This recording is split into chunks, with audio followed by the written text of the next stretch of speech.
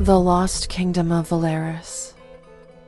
Consumed by its own ambitions, and its people turned into monstrosities. Sealed off and separated from the outside world, it was forgotten for generations. But then, cursed abominations began appearing outside its borders. On royal orders, numerous scouts were dispatched to investigate the cause, and among them, a warrior with a mission to discover the fate of the lost king of Valeris. King Valor, under whose rule the land was lost. Most of the scouts found their demise at the hands of the roaming monstrosities. The rest vanished without a trace, and their fates remain unknown.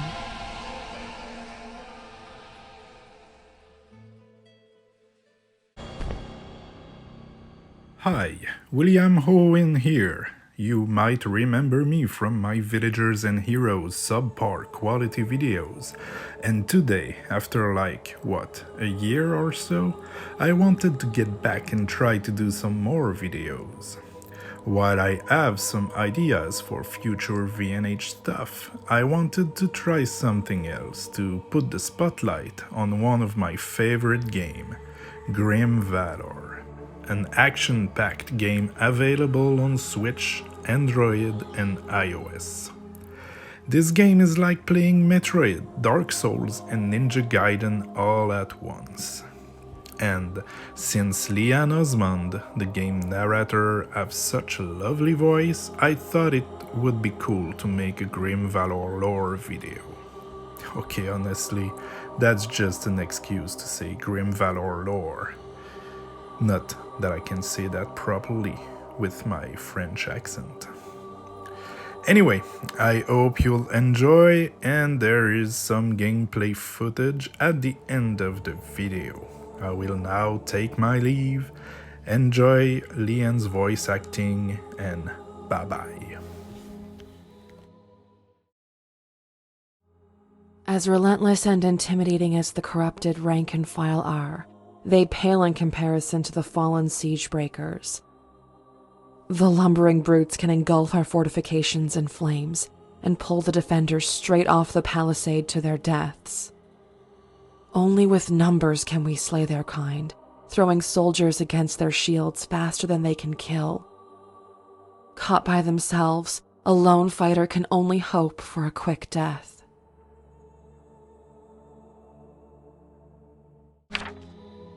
And so, King Valor himself climbed the steps of Sanctuary Mountain to present the dragon an ultimatum.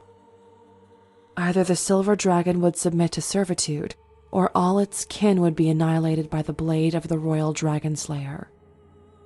With little recourse, the dragon yielded, and King Valor descended the mountain victorious, a vial of dragon blood in hand, but also unknowingly carrying the dragon's poison in his heart. The ogres weren't first spotted until well into the second winter of the siege on Sanctuary Keep. At first glance, we took them for little more than beasts, fierce and brutish, but driven more by instinct rather than intelligence. But there were cunning minds behind those grotesque appearances, and their true natures became apparent soon enough.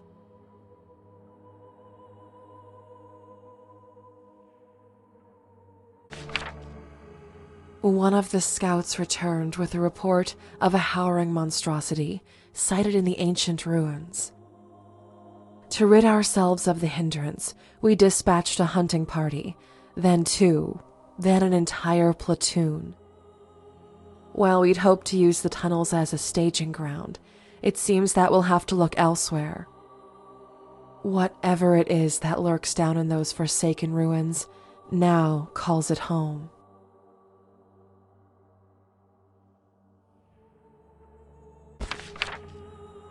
The effects of a dragon's blood on mortals are poorly documented, largely attributed to the difficulty of its acquisition.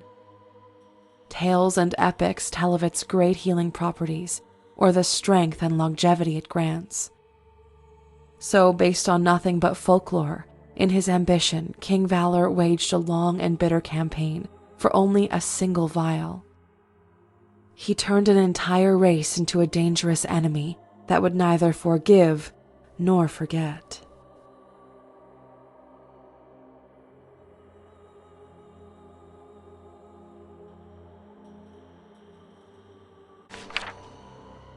Once we discovered the source of our calamity, it was already too late for any of us.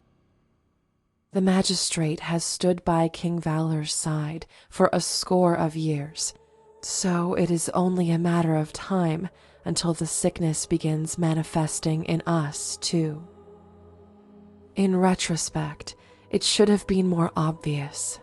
The slow shift in personality, the sudden outbursts of rage, the deterioration of appearance.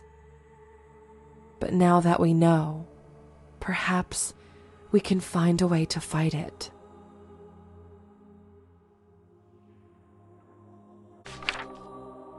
As soon as we had managed to bring low our monstrous liege, Princess Alicia betrayed us. She envisioned a way to exploit the weakened king's power, and so turned her spells on us instead. While we succeeded in defeating and imprisoning Alicia, King Valor is now out of our reach. We have sealed both our king and the crown princess away. Their poison should never be allowed to spread again. To ensure they will never be freed, we've shattered the Nexus Gate and cast ourselves into the deep void between all things. There is no future for those of us who survived. We have resigned ourselves to our fate.